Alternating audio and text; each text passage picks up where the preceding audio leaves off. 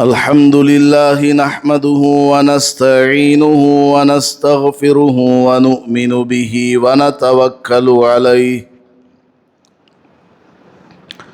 ونعوذ بالله من شرور أنفسنا ومن سيئات أعمالنا من يهده الله فلا مضل له ومن يضلله فلا هادي له ونشهد أن لا إله إلا الله وحده لا شريك له ونشهد أن سيدنا ومولانا محمدا عبده ورسوله صلى الله عليه وعلى آله وأصحابه وبارك وسلم. أما بعد فأعوذ بالله من الشيطان الرجيم. بسم الله الرحمن الرحيم.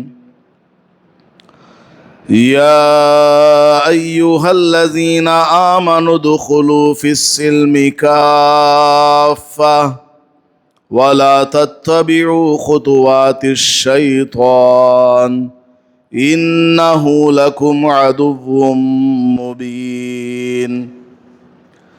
بارك الله لنا ولكم في القرآن المجيد والفرقان الحميد.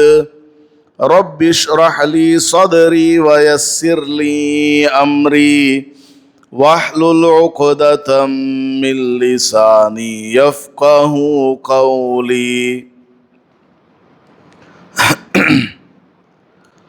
معزز سامعین کرام، اللہ تبارک و تعالی نے ہمیں ایمان والا پیدا فرمایا ہے اور اسلام کی دولت سے سرفراز فرمایا. قرآن کریم کی جو آیت کریمہ میں نے تلاوت کی ہے اس میں اللہ پاک نے ایمان والوں سے خطاب کرتے ہوئے ارشاد فرمایا کہ اے ایمان والوں، اسلام میں پورے کے پورے داخل ہو جاؤ. یعنی اسلامی تعلیمات کو مکمل طور پر اپنی زندگی میں اپناؤ. ایسا نہیں ہے کہ صرف ہم لوگ مسجد کی حد تک مسلمان بن کر کے رہیں، مسجد سے باہر نکلتے ہی ہمارا اسلام، ہمارا ایمان کنارے پر رہ جائے اور ہم غیروں کی طرح ہماری زندگی گزارنے لگیں. ہمارا دین اس قدر کامل، مکمل اور اکمل ہے کہ اس میں ذرہ کے برابر اضافے کی گنجائش نہیں ہے. اللہ پاک نے اور رسول اکرم صلی اللہ علیہ وسلم نے ہمیں مکمل طور پر دنیاوی زندگی گزارنے کا طور طریقہ بیان فرما دیا ہے. بچے کے پیدا ہونے سے لے کر اس کی موت تک انسان کو جن جن مراحل سے گزرنا پڑتا ہے، ہر ایک چیز کو واضح انداز میں اللہ نے اور اس کے رسول صلی اللہ علیہ وسلم نے بیان فرمایا ہے. اور جیسے جیسے قرآن کے اندر اللہ تعالیٰ کا حکم آتا گیا، صحابہ رضی اللہ عنہم اس کو عملی جامہ پہنایا کرتے تھے. فوراً صحابہ رضی اللہ عنہم اس پر عمل پیرا ہو جاتے تھے، کسی بھی طرح کا کوئی شک نہیں کرتے تھے، کسی بھی طرح کا کوئی الٹا سوال اس پر نہیں اٹھاتے تھے۔ خوشی ہو، غمی ہو، تنہائی ہو، مجمع ہو، مالداری ہو، تنگ دستی اور غربت ہو، صحابہ رضی اللہ عنہم کی شان یہ ہے کہ وہ اللہ کے اور اس کے رسول صلی اللہ علیہ وسلم کے احکامات کو فوری طور پر اپنی زندگی میں عمل میں لایا کرتے تھے۔ اسی لیے اللہ پاک نے صحابہ رضی اللہ عنہم کی شان میں قرآن میں ارشاد فرمایا، رضی اللہ عنہم ورضوا عنہ، کہ اللہ تبارک و تعالی ان تمام صحابہ سے راضی ہو گیا اور یہ صحابہ بھی اللہ تعالی سے راضی ہو گئے۔ دنیا ہی میں اللہ کی رضامندی کی بشارت صحابہ رضی اللہ عنہم کو نصیب ہوئی۔ صحابہ جب ایمان لاتے تھے، رسول اکرم صلی اللہ علیہ وسلم کے دستے مبارک پر ہاتھ رکھ کر کے بیعت کیا کرتے تھے۔ اسلام کی بیعت ہو یا کسی جہاد اور جنگ کی بیعت ہو، اس کو 100% پورا کیا کرتے تھے۔ ذرا برابر ان کو کسی بھی چیز کا خوف یا ڈر نہیں ہوا کرتا تھا۔ دنیا کو پسے پشت ڈال دیا کرتے تھے، اللہ کا حکم سر آنکھوں پر، باقی دنیا جو کہے کہتی رہے، اس سے ان کو کوئی لینا دینا نہیں تھا۔ حضرت خباب رضی اللہ تعالی عنہ سب سے پہلے مکہ مکرمہ میں ایمان لانے والوں میں سے ایک صحابی ہیں۔ یہ ایک عورت کے وہ غلام تھے، کافر وہ عورت تھی۔ نبی پاک صلی اللہ علیہ وسلم سے حضرت خباب رضی اللہ تعالیٰ عنہ کی ملاقات ہوئی۔ آپ صلی اللہ علیہ وسلم کی باتیں ان کو پسند آئیں، ایمان لے آئے، حق اور باطل کو پہچان لیا، کفر اور ایمان کو سمجھ لیا اور مسلمان ہو گئے۔ یہ بات اس عورت کو معلوم ہوئی جن کے ایک غلام تھے، اور غلام کی اس زمانے میں کوئی حیثیت نہیں ہوا کرتی تھی۔ مالک جو چاہے کیا کرتا تھا، غلام سے دن بھر کام لینا اور جو بھی وہ کماتا ہے سارا پیسہ خود رکھ لینا، یہ سب ان کے یہاں جائز تھا۔ تو عورت کو جب معلوم ہوا کہ میرا غلام خباب مسلمان ہو گیا اور یہ محمد کے پاس آتا جاتا ہے صلی اللہ علیہ وسلم، تو اس عورت نے لوہے کو آگ میں گرم کیا اور اپنے غلام کے سر پر داغا اور کہا کہ تم ایمان سے پھر جاؤ، اور ہم جن بتوں کو خدا مانتے ہیں تم بھی ان بتوں کا نام لو اور ان کی عبادت کرو۔ حضرت خباب رضی اللہ عنہ ٹس سے مس نہیں ہوئے، بالکل اپنی جگہ ایمان پر مطمئن ہیں، چاہے مالکن جو سزا دے اس کو برداشت کرتے جا رہے۔ راتوں میں آگ کے انگاروں پر حضرت خباب رضی اللہ تعالیٰ عنہ کو لٹا دیا جاتا، ان کا جسم جلتا गोश्त और चर्बी में आग की तपिश जाती और चर्बी पिघल करके अंगारों पर पड़ती और वो अंगार बुझ जाता। इस तरह उनको तकालीफ दिए। और फिर दिन के उजाले में सख्त तपती हुई धूप में तपती हुई गरम रेत पर उनको लिटा दिया जाता, लेकिन अपने इस्लाम को नहीं छोड़ा।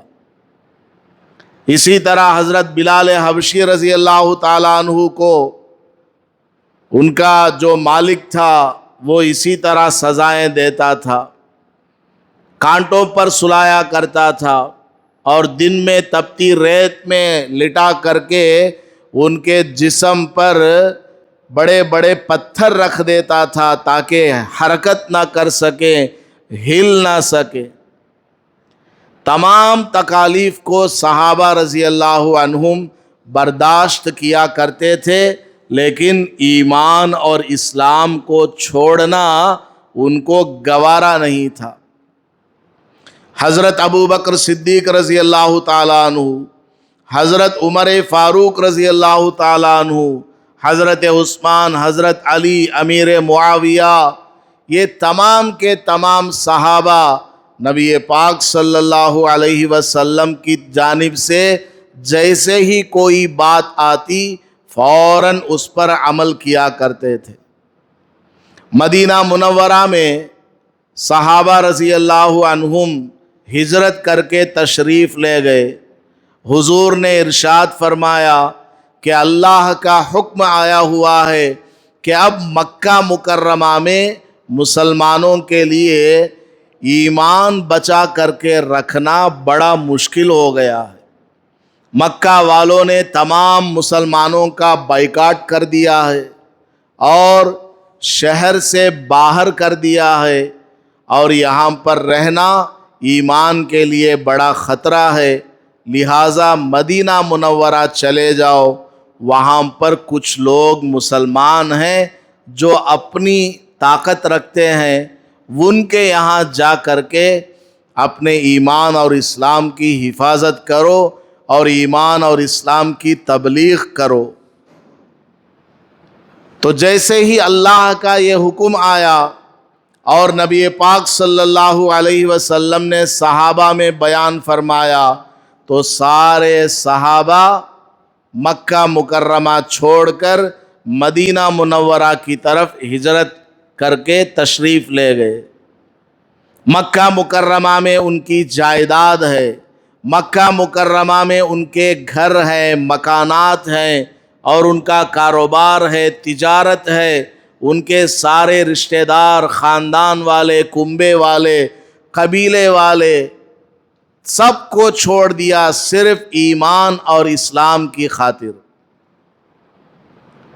हत्ता कि अगर बीवी मुसलमान नहीं हुई, शौहर मुसलमान है, शौहर अकेला ही मक्का छोड़कर मदीना मुनव्वरा हिजरत करके चला गया। अगर शौहर काफिर है, औरत मुसलमान है, तो वो औरत अपने शौहर को छोड़ करके मदीना मुनव्वरा चली गई। इस कदर जान और माल की कुर्बानियाँ सहाबा रज़ी अल्लाह अन्हुम ने पेश की हैं, सिर्फ इसलिए कि अल्लाह राज़ी हो जाए, दीन हक पर चलने वाले बन जाए, बुतों की इबादत, बुतों की परस्तिश, शिर्क और कुफ्र से बाज रह सके। अपने ईमान और इस्लाम को बचाने के लिए सहाबा रज़ी अल्लाह अन्हुम ने ऐसी ऐसी कुर्बानियाँ पेश की और मदीना मुनव्वरा गए तो बिल्कुल खाली हाथ। अल्लाह पाक ने सहाबा रज़ी अल्लाह अन्हुम के बारे में फरमाया कि ये सब फ़कीर हैं। हालांकि ये सब मक्का मुकर्रमा में अपनी जगह बड़े बड़े मालदार थे, बड़े बड़े ज़मींदार थे, तिजारत करने वाले थे, लेकिन दीन की खातिर वो मक्का मुकर्रमा में सारी जायदाद को छोड़कर या जितना उनके हाथ आ सका लेकर मदीना मुनव्वरा आ गए।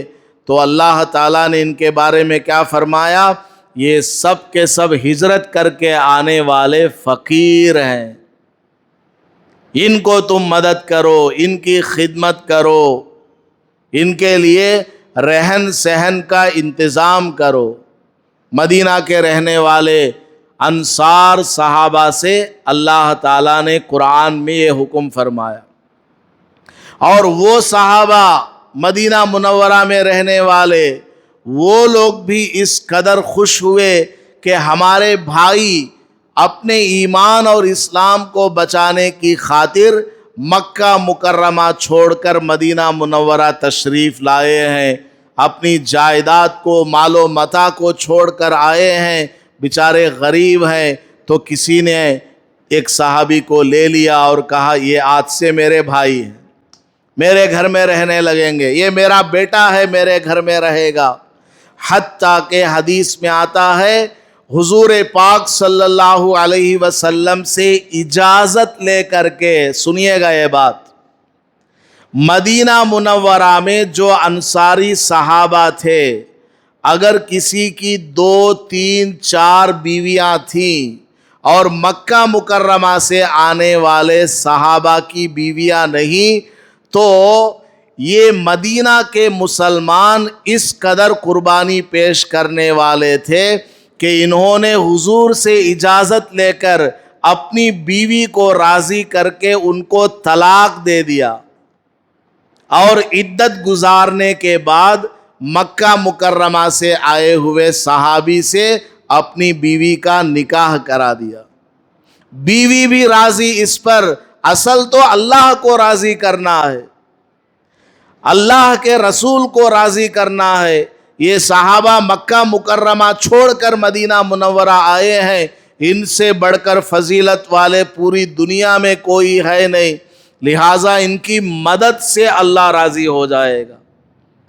تو مدینہ منورہ کے صحابہ نے اپنے لیے بس ایک بیوی رکھا، باقی بیویوں سے مشورہ کر کے ان کو راضی کر کے ان کو طلاق دے دیا۔ بعد میں 3 مہینے عدت گزارنے کے بعد ان کا نکاح مکہ سے آئے ہوئے جو صحابہ تھے ان کے ساتھ کر دیا۔ اتنی بڑی قربانیاں صحابہ رضی اللہ عنہم نے دی، اپنا باغ کسی صحابی کو دے دیا، اپنا مکان آدھا کر کے ایک صحابی کو دے دیا۔ اس طرح صحابہ رضی اللہ عنہم نے ایمان اور اسلام کی خاطر، اللہ اور اس کے رسول صلی اللہ علیہ وسلم کی خاطر قربانیاں پیش کی۔ ان کے نظر میں بس یہی تھا کہ اللہ راضی ہو جائے، اللہ کے رسول صلی اللہ علیہ وسلم راضی ہو جائے۔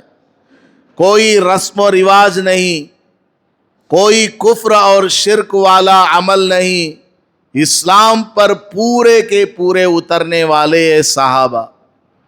ایک مرتبہ حضور صلی اللہ علیہ وسلم نے اپنے لیے سونے کی انگوٹھی بنوائی، سونے کی انگوٹھی بنوائی، بعد میں حضور کا دل نہیں مانا، یا اللہ کا آرڈر آ گیا کہ سونا مرد کے لیے پہننا حرام ہے، چاندی کی اجازت ہے 4.5 ماشا یعنی 4.375 گرامز، اتنی چاندی کی اجازت ہے مرد کے لیے، وہ بھی انگوٹھی، اس پہ پتھر کا وزن اس کا کوئی حساب نہیں، چاندی 4.375 گرامز ہو سکتی ہے، مرد کے لیے چاندی کی انگوٹھی پہننے کی اجازت ہے۔ باقی جو بریسلیٹ ہے، گلے کا چین ہے، یہ سب مرد کے لیے جائز نہیں، چاندی کا بھی جائز نہیں ہے، سونے کا تو بالکل حرام ہے۔ لیکن ہمارے مسلمان کیا ہے، شادی کا دن ہے پہن لیں دے لو، نوشو ہے پہن لیں دے لو، اگر اسی پہنے ہوئے حالت میں اس کی موت آ جائے تو کیا ہوگا؟ حیدرآباد میں ایسے ہی ہوا، ایک دولہا ابھی اس کا نکاح ہونے والا ہے، دولہا وہ گھوڑے پر بیٹھ کر کے شادی محل جا رہا ہے، جا کر ابھی وہ نکاح کے سٹیج پر پہنچنے ہی والا تھا، گھوڑے سے دھڑام سے نیچے گرا سر میں کہیں زبردست چوٹ آئی اور اس کا انتقال ہو گیا۔ موت کا کوئی یقین نہیں ہے، کوئی گارنٹی نہیں ہے کہ کب کس وقت کس کی موت آ جائے گی۔ نکاح کے سٹیج پر موت آ جائے گی، مصلے پر موت آ جائے گی، گاڑی چلاتے ہوئے موت آ جائے گی۔ کوئی آدمی یہ نہیں کہہ سکتا کہ فی الحال میں گناہ کر لوں گا بعد میں توبہ کر لوں گا۔ یہ تو بنی اسرائیل کی یہ عادت ہے کہ فی الحال ہم گناہ کر لیں گے بعد میں توبہ کر لیں گے۔ تو شادی والے دن سونا پہناتے ہیں لڑکے کو، بہت سارے تو پہنتے رہتے ہیں، 24 گھنٹے پہنتے ہیں، ہمیشہ مرد مسلمان سونا چاندی پہنتے ہیں۔ لیکن جو دیندار گھرانے والے سمجھے جاتے ہیں، جو کچھ نمازی روزہ رکھنے والے حاجی وغیرہ سمجھے جاتے ہیں، ان کے گھرانوں میں سونا وغیرہ نہیں پہنتے، لیکن شادی کا وقت آتا ہے تو وہ بھی تھوڑا ہاتھ ہلکا کر دیتے ہیں۔ ہاں آج پہن لیں دے لو۔ کیا آج کے لیے اجازت مل گئی ہے نکاح کی مجلس کے لیے دولہے کے گلے میں چین ڈالنے، ہاتھ میں انگوٹھی پہننے کی اجازت مل گئی ہے، اور اس کے اوپر صحرا باندھنا، ایسا صحرا کہ شوہر پریشان ہو جائے کہ یہ کون سی بلا میرے اوپر آ گئی ہے، صحرا باندھنا، اور اس کے لیے گھنٹوں امام صاحب کو، قاضی صاحب کو، نکاح پڑھانے والے کو شادی محلوں میں انتظار کرانا، 11:30 بجے فون کر کے شادی محل بلایا جاتا ہے۔ اور ماشاءاللہ ہمارے شہر کے شادی محل بھی بہت قریب ہے، ایک 6 کلومیٹر دور ہے۔ آپ دیکھ لیجئے ہمارے شہر کے شادی محل کتنی دور ہے۔ ادھر والا شادی محل بائی پاس والا 6 کلومیٹر ہے پورا ہمارے گھر سے، اور ادھر والا قدری روڈ والا 5 کلومیٹر ہے، اور ادھر والا چتور بس اسٹینڈ والا وہ بھی تقریباً 4 کلومیٹر ہے۔ اتنا لمبا جانا، اور پھر وہاں جانے کے بعد انتظار کراتے ہیں، بٹھا دیتے ہیں، بیٹھو حضرت ابھی نوشو آنے والا ہے، حالانکہ آ کر بیٹھا ہے وہ، بس اس کو سہرا پہنا رہے ہیں، اس میں لیٹ کر دیتے ہیں۔ سہرا پہنانے میں اور اس میں سارے رسم و رواج، ساری عورتیں آ کر کے اس کے گلے میں ہاتھ لگانا، گالوں پر ہاتھ لگانا، اس کو پتہ نہیں سندل پندل یہ سب لگانا، A to Z سارے غیروں والے کام۔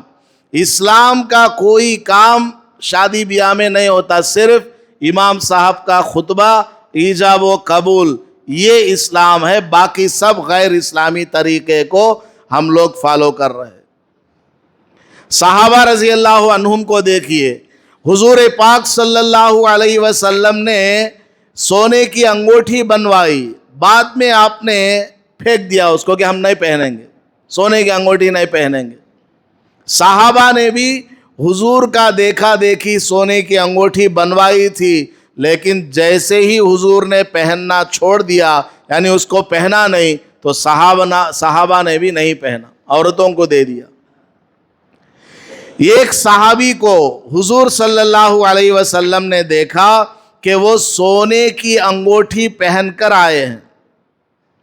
حضور نے ان کے ہاتھ سے وہ سونے کی انگوٹھی نکالی اور پھینک دیا، اور کہا، مجمع میں بیان میں فرمایا، کیا تم میں سے کوئی اپنے ہاتھ میں آگ کا انگارہ پہننا پسند کرتا ہے؟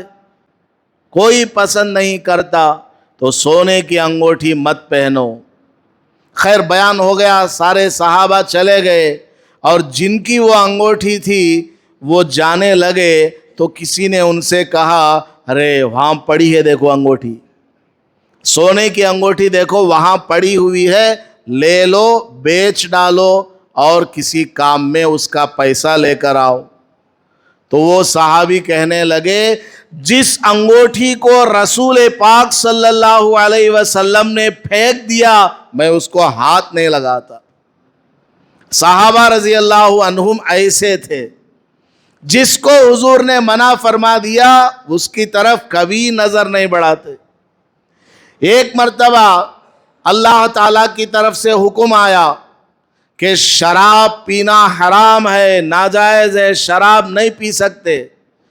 پہلے ابتدائے اسلام میں، اسلام سے پہلے لوگ مکہ مکرمہ مدینہ منورہ میں شراب پیا کرتے تھے، لیکن اللہ تعالیٰ نے شراب کی حرمت پر کوئی کلیئر آرڈر نہیں دیا، کیونکہ ابھی شروع اسلام ہے، لہٰذا دھیرے دھیرے ان کی ذہن سازی کر کے بعد میں ڈائریکٹ آرڈر دینا ہے.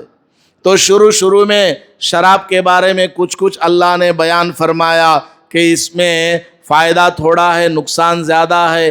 اس طرح کر کے نصیحت کے انداز میں اللہ نے قرآن میں بیان فرمایا.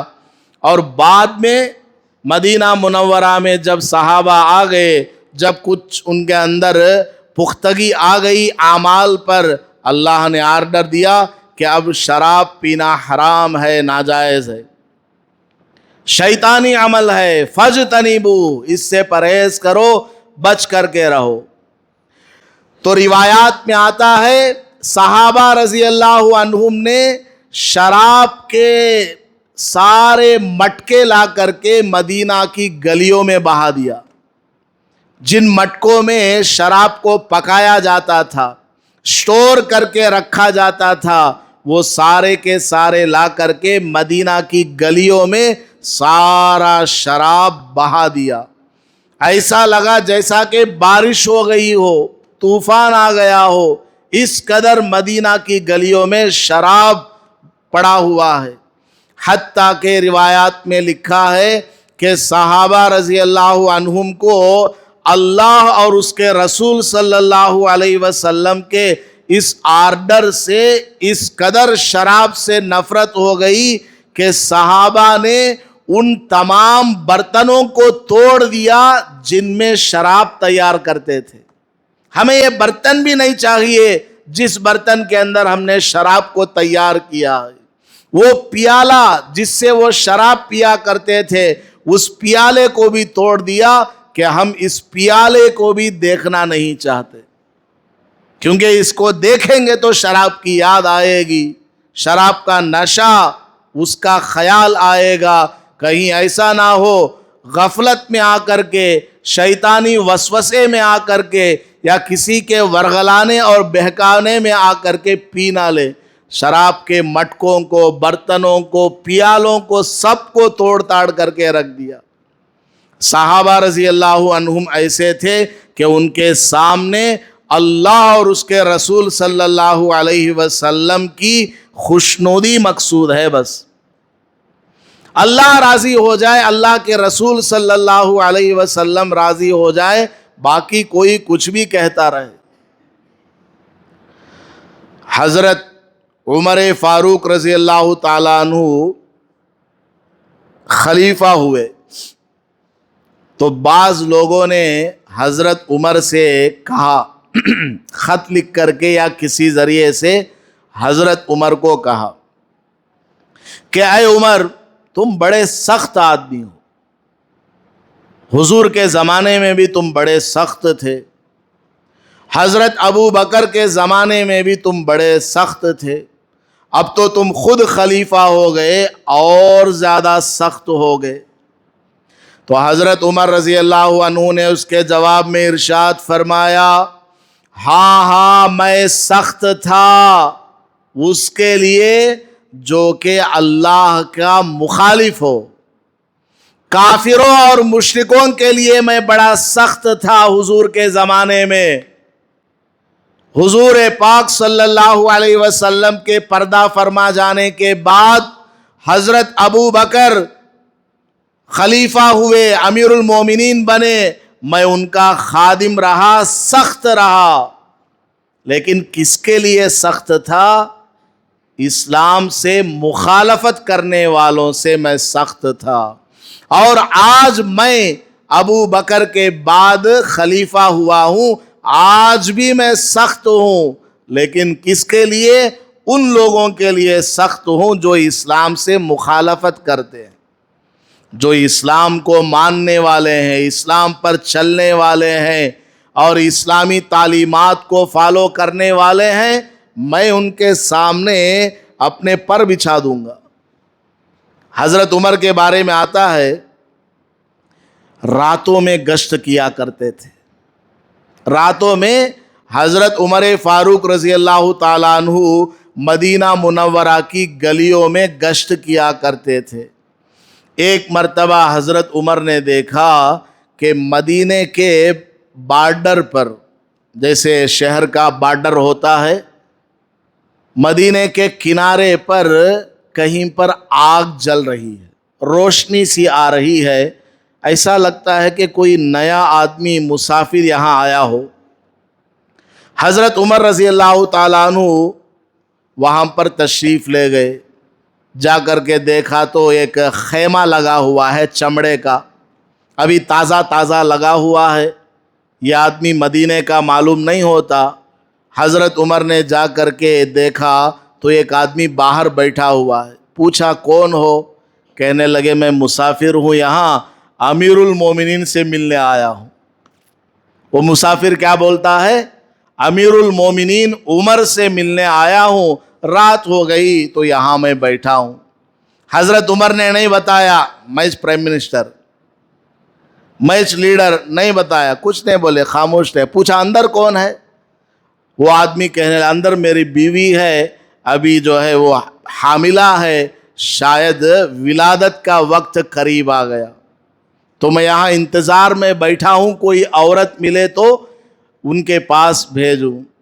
حضرت عمر رضی اللہ تعالیٰ عنہ فوراً دوڑے ہوئے اپنے گھر آئے اور اپنی بیوی کو جگایا اور کہا فلاں فلاں سامان لے لو، تیل لے لو، لکڑی لے لو آگ جلانے کے لیے، اور کھانے پینے کا سامان اور کچھ کپڑے وغیرہ لے لو، فوراً نکلو یہاں سے۔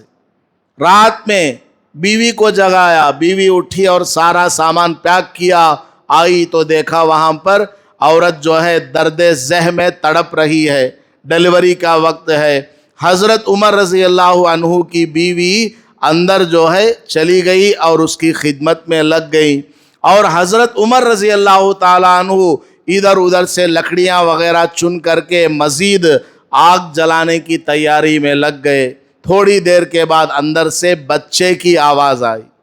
الحمدللہ بچہ ہو گیا، کسی بھی طرح کی پریشانی ماں کو بھی نہیں ہوئی، بچے کو بھی نہیں ہوئی۔ حضرت عمر رضی اللہ تعالیٰ عنہ جب ادھر ادھر لکڑیاں اکٹھا کرنے کے لیے گئے، حضرت عمر کا جو خادم تھا ساتھ میں، وہ وہیں دروازے پر تھا۔ تو وہ جو مسافر آدمی، اس عورت کا شوہر باہر تھا، اس نے اس سے پوچھا خادم سے، ارے بھائی یہ بڑے آدمی کون ہیں جو میری اتنی خدمت کر رہے ہیں، اپنی بیوی کو بھی لا کر کے کام کروا رہے ہیں؟ تو وہ خادم کہنے لگا یہ وہی عمر ہے جن سے ملنے تم آئے ہو، خلیفہ ہیں، امیر المومنین ہیں۔ وہ آدمی فوراً کھڑا ہو گیا اور حضرت عمر رضی اللہ تعالیٰ عنہ کے سامنے ہاتھ باندھنے لگا۔ حضرت عمر نے کہا نہیں، میں تمہارا خادم ہوں، نوکر ہوں، تمہارا خدمت گزار ہوں، خلیفہ اپنی جگہ، تم ایک انسان ہو، ضرورت میں ہو، لہٰذا تمہاری خدمت کرنا میری ذمہ داری ہے۔ حضرت عمر رضی اللہ تعالیٰ عنہ ایسے۔ حضرت عمر رضی اللہ عنہ کے دور خلافت میں مصر فتح ہوا، ایجپٹ، مصر کو فتح کیا کون؟ حضرت عمرو ابن العاص رضی اللہ عنہ نے۔ جب مصر فتح ہوا، وہاں پر جون کا مہینہ آیا، جون کا مہینہ، تو وہاں کے لوگوں نے آ کر کے وہ جو گورنر تھے عمرو ابن عاص رضی اللہ تعالیٰ عنہ، مصر کے گورنر تھے، مدینہ میں حضرت عمر خلیفہ تھے، وہ مقرر کرتے تھے تم فلاں جگہ کے گورنر، فلاں جگہ کے گورنر وغیرہ۔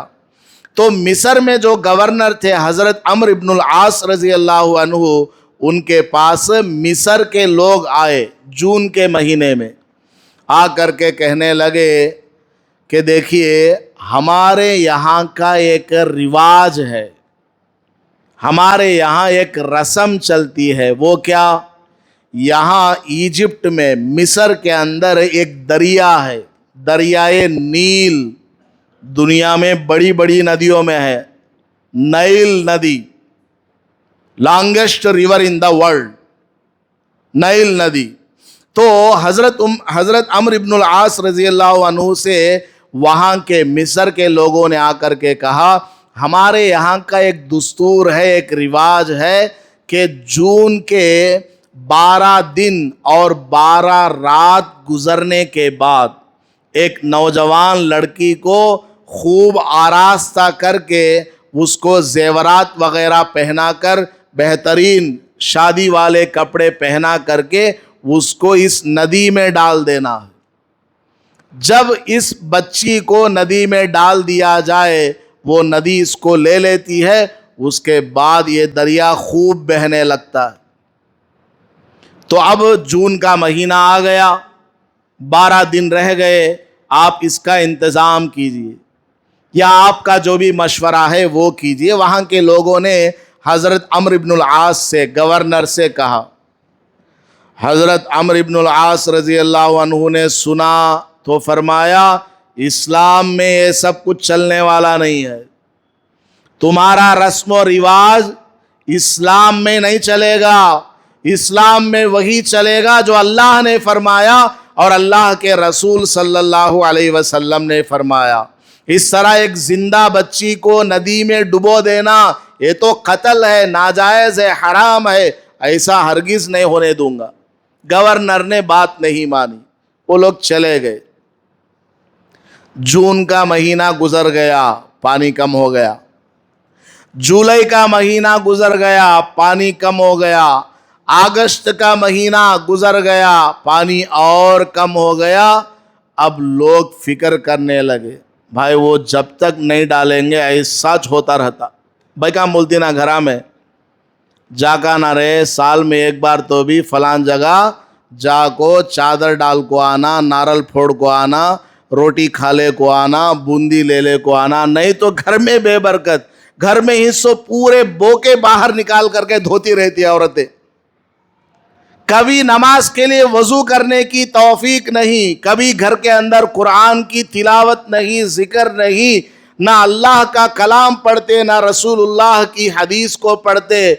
इसी तरह जिंदगियां गुजारती रहती है। साल में एक बार भांग जागा ना, फलां दरगाह के पास जाना, फलां कट्टे के पास जाना, फलां पीर के पास जाना, ये सारे काम हो रहे। नमाज नहीं पढ़ना, बस नमाज नहीं, कुरान की तिलावत नहीं, इस्लामी तौर तरीका कुछ भी नहीं।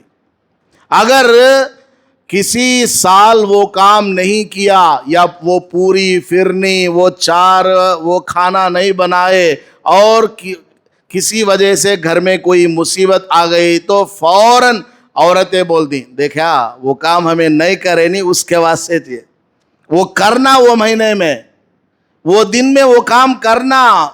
नहीं अम्मी, वो कुरान में नहीं, हदीस में नहीं, सहाबा ने नहीं बताया, औलिया ने नहीं बताया, उलमा ने नहीं बताया। रे पुराने ज़माने से आता है करना, वो नहीं करे तो घर में बला आती। इस तरह औरतें बोलती हैं। अल्लाह तबारक व ताला क्या करता है, आना इंदा ज़न्नी अब्दी बी, मैं अपने बंदे के गुमान के हिसाब से फैसला करता हूँ। वो आदमी जिस तरह का गुमान रखता है, अल्लाह ताला का फैसला भी वैसे वैसे चला जाता है। उनका गुमान उसके साथ मुताल्लिक है कि वो काम करेंगे तभी ऐसा होगा, अल्लाह को उसी गुमान में पड़े रहने देता। और जो मुवहिद होता है, तौहीद परस्त होता है, नमाज पढ़ने वाला, कुरान पढ़ने वाला, अल्लाह से मांगने वाला होता है, उसको किसी भी तरह का कोई गुमान नहीं आता। तो जून, जुलाई, अगस्त का महीना गुजर गया, पानी दरिया का ख़त्म हो रहा है, सारे लोग हैरान परेशान। और हज़रत अम्र इब्न अल आस गवर्नर के पास कंप्लेंट्स आने लगे। देखो हमने कहा था ना, यहाँ जब तक नौजवान लड़की को बली में नहीं दिया जाएगा ये दरिया नहीं बहेगी। देखो 3 महीने हो गए, पानी सूख रहा है, अब ये पानी बिल्कुल ख़त्म हो जाएगा। और धीरे धीरे लोग आपस में मशवरा करने लगे, अब यहाँ हम नहीं रह सकते, पानी है तो ज़िंदगी है, पानी नहीं है तो ज़िंदगी किस तरह, लिहाजा दूसरी जगह कूच करके चले जाओ, दूसरी जगह जाने की तैयारियां करने लगे। हज़रत अम्र इब्न अल-आस रज़ी अल्लाह अन्हु को फ़िक्र हुई क्या करना अब इसमें। अमीरुल मोमिनीन है मदीना मुनव्वरा में, इजिप्ट से मदीना मुनव्वरा ख़त लिख करके भेजा हज़रत उमर रज़ी अल्लाह अन्हु के पास और पूरा किस्सा बताया कि है अमीरुल मोमिनीन, यहाँ इजिप्ट के अंदर, मिस्र के अंदर ये रस्म है, ये रिवाज है, मैंने इसको मना कर दिया, अब दरिया के अंदर पानी है ही नहीं और वो लोग मुझे आकर के ताना दे रहे हैं जब तक बच्ची को बली में नहीं देंगे दरिया नहीं बहने वाला। हज़रत उमर ने जवाब में लिखा, ऐ अम्र इब्न अल-आस, तुमने जो किया बिल्कुल सही किया, अब तुमको डरने की ज़रूरत नहीं, ये लो मेरा ख़त, ये ख़त दरिया में डाल दो बस। वो ख़त आया हज़रत अम्र इब्न अल-आस रज़ी अल्लाह अन्हु के पास। हज़रत उमर रज़ी अल्लाह अन्हु ने हज़रत अम्र इब्न अल-आस को कुछ लिखा और अलग से एक पर्चा दिया कि ये पर्चा इस दरिया में डाल दो। पर्चा हज़रत अम्र इब्न अल-आस रज़ी अल्लाह अन्हु ने मिस्र के गवर्नर ने ओपन करके देखा तो उसमें क्या लिखा है, मिन अब्दिल्लाह उमर अमीरुल मोमिनीन अम्मा बाद फ़इन कुंता तजरी मिन क़िबली का फ़ला तजरी। हज़रत उमर रज़ी अल्लाह अन्हु ने दरिया से मुखातब होते हुए फरमाया, आदमी से नहीं बात कर रहे हज़रत उमर, दरिया से बात कर रहे हैं, दरिया को कम्युनिकेट करते हुए आर्डर दिया और ये कहा, ऐ दरियाए नील, अगर तू खुद से बहती है तो मत बहना, अगर तू खुद से बहने वाली दरिया है मत बहना।